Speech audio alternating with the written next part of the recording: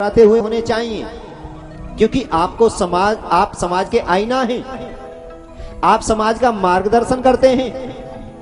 अगर आप प्रसन्न होंगे तो समाज प्रसन्न होगा, जिसका मार्गदर्शन करेंगे वो भी प्रसन्न होंगे। उदासी का कारण बताओ। बताया नारद जी, वेद को 4 वेदों में विभाजित कर दिया, 6 शास्त्र लिख दिए, 17 पुराण लिख दिए, पर मन को शांति नहीं मिली।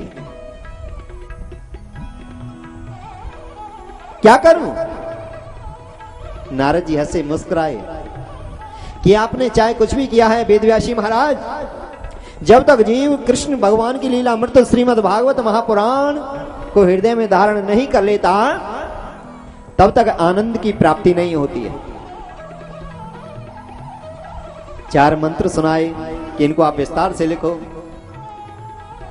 वेदव्यासी महाराज ने 4 मंत्रों को 18,000 मंत्रों में बनाकर लिखकर तैयार कर दिया, और इतना आनंद आया, उन्होंने कलम को उठाकर अलग रख दिया कि आज के बाद कुछ लिखने के लिए बचा नहीं है, आगे लिखूंगा भी नहीं। महापुराण बना दिया, समस्त वेद पुराण शास्त्रों का जो भी सार था श्रीमद् भागवत महापुराण में समावेश कर दिया। नारद जी महाराज पहुंचे, व्यास जी जो कार्य मैंने आपको दिया किया कि हाँ नारद जी बड़ा ही आनंद आया है, अब तो मैं चाहता हूं ये ऐसा अमृत बन गया है कि हर जीव के कानों तक पहुंचे, क्योंकि मुझे विश्वास है जिन कानों में ये जाएगा, जीव जंतु पशु पक्षी कीड़े मकोड़े, ये ऐसा अमृत है उन सब जीवों का कल्याण हो जाएगा। कोई ऐसा चाहिए जन जन को पिलाए इस अमृत को। बड़े बड़े ज्ञानी आए, विद्वान जन आए, ऋषि जन आए, विप्र जन आए, वेदव्यासी हम प्रचार करेंगे, हम जन जन को सुनाएंगे, हम इसका व्याख्या करेंगे। एक शर्त रखी, जिसने स्वयं देखने से पहले परमात्मा के दर्शन कर लिया हो वो इसका प्रचार कर सकता है। ऐसा कोई नहीं है, सब नीचे मुख करके चले गए, किसी को अभी आत्मज्ञान की प्राप्ति नहीं हुई। सब जब वापस चले गए तो नारद जी ने कहा, व्यास जी आप उदास ना हो, आप उदास ना हो, क्योंकि आपके ही घर ऐसी संतान आएगी जो घर में ही परमात्मा का साक्षात करके आएगी। धीरज धरो, धीरज धर्मो मित्र अरुणारी, आपत्ति काल परखिए चारी। आपत्ति के समय में धैर्य धारण करना चाहिए। आप धैर्य धारण करो, जो होगा बोलो ना अच्छा ही होगा, अच्छा होगा।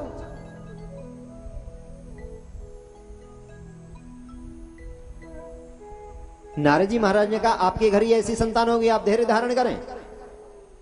इस संकल्प को लेकर मेरे नारद जी महाराज कैलाश पर्वत की ओर चल दिए, जहां भोले बाबा मिले नहीं है, मां पार्वती मिली हैं।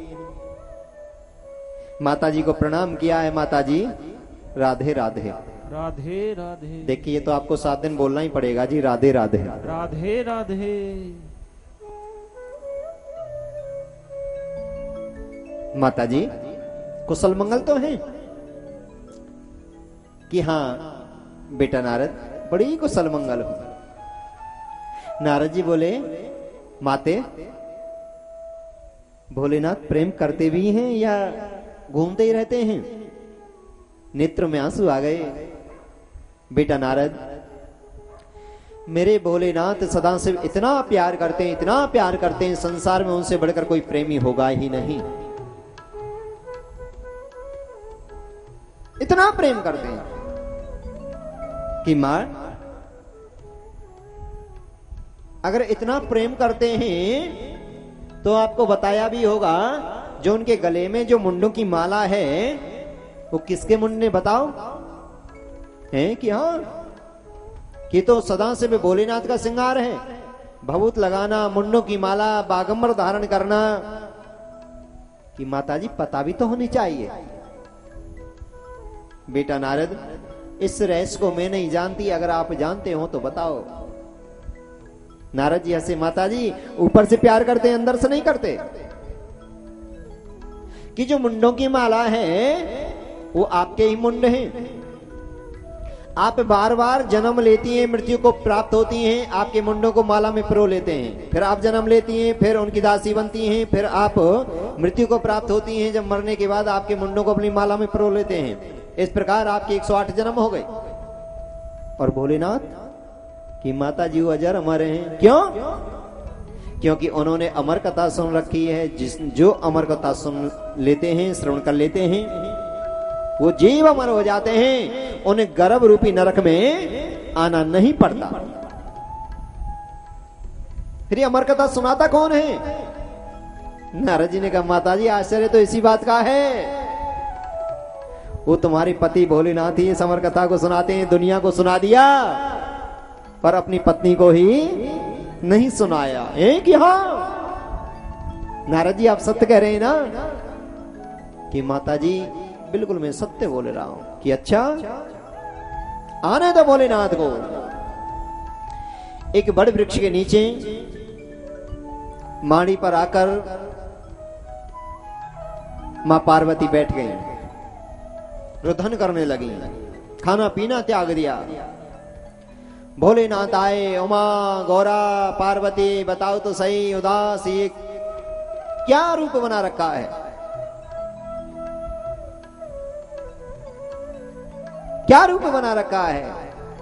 बताओ तो सही, किसने आपका अपमान किया है?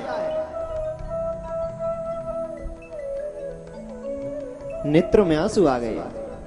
भोलेनाथ, मैंने आपको अपना माना और इतना बड़ा विश्वासघात? सत्य बताओ, जो आपके गले में ये मुंडों की माला है, ये किसके मुंड हैं? इतनी बात सुनते ही भोलेनाथ के नेत्रों में भी आंसू आ गए और कहा, पार्वती, उमा, गौरा, लगता है कि आज आपके पुण्य उदय हो रहे हैं।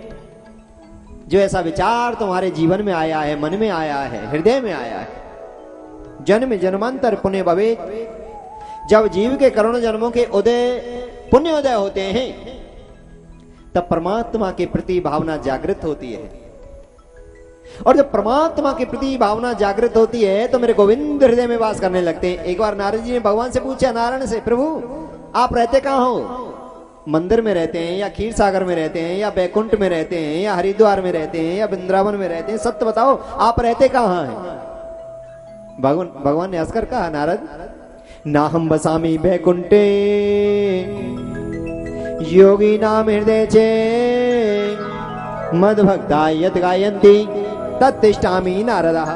अरे नारद, मैं बैकुंठ में वास नहीं करता, तीर्थ स्थान मंदिरों में मेरा वास नहीं है, क्षीर सागर में भी मेरा वास नहीं है, तो मेरा वास मेरे भक्तों के हृदय में है। जब भक्त थोड़ा सा भी मेरी तरफ सोचता है, थोड़ा सा भी मेरी तरफ चलने की सोचता है, मैं उनके हृदय में वास करता हूं। काम दे ए मार्ग जोई, जा पर कृपा राम की होई। थोड़ा सा भी हम मन बनाते हैं कि भगवान के मंदिर जाना है, सत्संग में जाना है, कीर्तन में जाना है, सोमवती अमावस्या आ रही है, गंगा स्नान के लिए जाना है, मेरे हृदय, मेरे गोविंद हृदय में वास कर जाते हैं और उनका बेड़ा पार हो जाता है। भगवान कहते हैं, जो पग आगे एक रखे, भगवान कहते हैं अगर एक कदम रखेगा 1000 कदम रखकर तेरी सहायता करूंगा।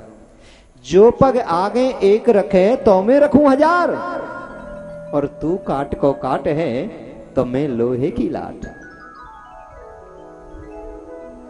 एक कदम रख कर देख तो सही, मेरे गोविंद हर कदम पर रक्षा ना करें तो कहना। भगवान का कोई वास नहीं और ऐसी कोई सत्ता नहीं जहां मेरे गोविंद ना हो। पहले भी थे, आज भी हैं और आगे भी रहेंगे। ब्रह्मांड का कोई भी कण ऐसा नहीं है। तीसरे दिन कथा में आता है, हिरण्याकश्यप ने पूछा प्रहलाद से, कहां तेरे भगवान? भगवान कहां है? अब देखता हूं तेरे को कौन बचाएगा। प्रहलाद बोल, कहां है तेरे भगवान? प्रहलाद ने हंसकर कहा, पिताजी आप ही बताओ मेरे भगवान कहां नहीं है? क्या इस खम्भे में तेरे भगवान है? पिताजी खम्मा तो बहुत दूर है, तुम में मेरे भगवान, मेरे अंदर भगवान, भागवत महापुराण में भगवान, कण कण में भगवान। जाकी रही भावना जैसी, प्रभु मूरत देखी तिन तैसी, हरि व्यापक सर्वत्र समाना, प्रेम ते प्रगट होए में जाना, राम ही केवल प्रेम प्यारा, जान लियो कोई जान निहारा। जहां प्रेम है, प्रेम नाम परमात्मा का है। जहां सत्य है, सत्य नारायण, सत्य नाम नारायण का है। धर्म ना दूसरे सत्य समाना, वेद पुराण निगमी बखाना। सत्य में परमात्मा का वास है, प्रेम में परमात्मा का वास है, श्रद्धा में परमात्मा का वास है।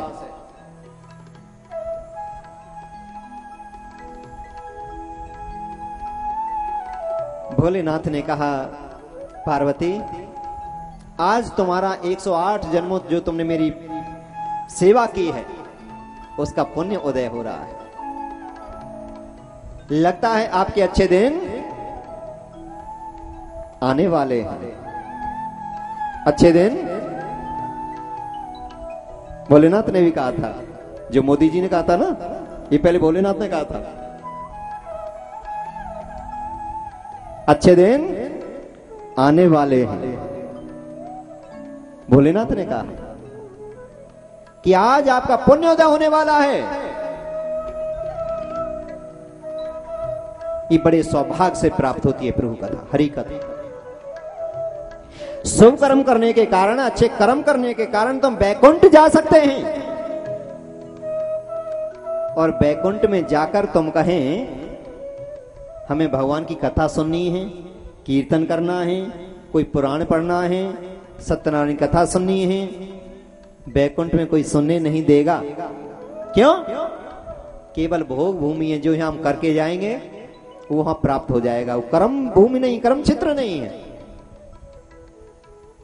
जवानी में जैसे आदमी कमाता है, बैंक बैलेंस जमा कर देता है, बुढ़ापे में बैंक से निकाल निकाल कर खा सकता है, ठीक वही स्थिति बैकुंठ की है। कर्म क्षेत्र तो मृत्यु लोक है, जहां पर हम बैठे हुए हैं, आजाद हैं। हम भगवान कथा सुन भी सकते हैं, सत्संग जा सकते हैं, तीर्थ स्थान जा सकते हैं। इसके लिए देवता भी तरसते हैं, व्याकुल रहते हैं। जिस समय मुनि सुखदेव जी महाराज राजा परीक्षित को ये अमर कथा सुनाने के लिए तैयार हुए थे, प्रारंभ हुए थे, बैकुंठ से देवता लोग अमृत कलश लेकर आ गए। गुरुदेव, राजा परीक्षित को डर है मृत्यु का, ये अमृत नहीं पिला दीजिए। और जो ज्ञान की गंगा रूपी अमृत है, जो सत्संग रूपी अमृत है, जो कथा रूपी महाप्रसाद है, इसको हमको दे दीजिए। सुखदेव जी बहुत हंसे। देवताओं, आप चतुर तो हैं, पर परमात्मा के भक्तों से ज्यादा, मृत्यु लोक के जीवों से ज्यादा चतुर नहीं है। इस अमृत का पान तो मृत्यु लोक के जीव ही कर सकते हैं। जाओ। देवताओं को वापस भेज दिया। तो भोले बाबा मां पार्वती से कह रहे हैं, उमा आज आपका पुण्य उदय हो रहा है और आप प्रेम से सुने। मैं 7 दिवस भगवान नाम सुनाऊंगा। जो भी जिज्ञासा हो, जो भी जानना हो, प्रेम से पूछना, सुनना। और मैं कथा सुनाता हूं भगवान के चरणों में ध्यान लगाकर, किशोरी लाडली सरकार के चरणों में ध्यान लगाकर। सुनना ना सुनना किस भावना से सुनना, जाकी रही भावना जैसी, प्रभु मूरत देखी तिन तैसी। वो इच्छा आपकी। मैं तो गोविंद के चरणों में ध्यान लगाकर कथा सुनाऊंगा, जिससे मुझे पता लगे आप प्रेम से सुन रही हैं। बीच बीच में ओम ओम ओम बोलते रहना। भोलेनाथ ने डमरू बजाया, जितने भी पशु थे सब किनारा कर गए कैलाश पर्वत से। दूसरी बार डमरू बजाया, जितने भी पक्षी हैं सब उड़ गए, क्योंकि भगवान की कथा बड़े चित्त, बड़े प्रेम, बड़े शांति के साथ श्रवण करनी चाहिए, और बड़ी श्रद्धा के साथ, बड़े प्रेम के साथ, बड़ी आस्था के साथ, क्योंकि एक शब्द जीवन को बदल देता है। और मैं तो वादा करता हूं 7 दिन में जीवन ही बदल जाता है, 7 दिन में। आज देखना, कल देखना, परसों देखना और 7वें दिन देखना भागवत जी क्या चमत्कार करते हैं। भोलेनाथ कथा सुनाने को तैयार हुए और कहते हैं कोई भी कार्य किया जाए परमात्मा नाम से प्रारंभ करना चाहिए। आइए बड़े प्रेम से। मधुरे मधुरे नाम सीताराम जय सीताराम, मधुरे मधुरे नाम सीताराम जय सीताराम, मधुरे मधुरे नाम सीताराम जय सीताराम, मधुरे मधुरे नाम सीताराम जय सीताराम, सीताराम सीताराम सीताराम मेरे प्यारे राम, सीताराम सीताराम सीताराम मेरे प्यारे राम, सीताराम सीताराम सीताराम मेरे प्यारे राम, सीताराम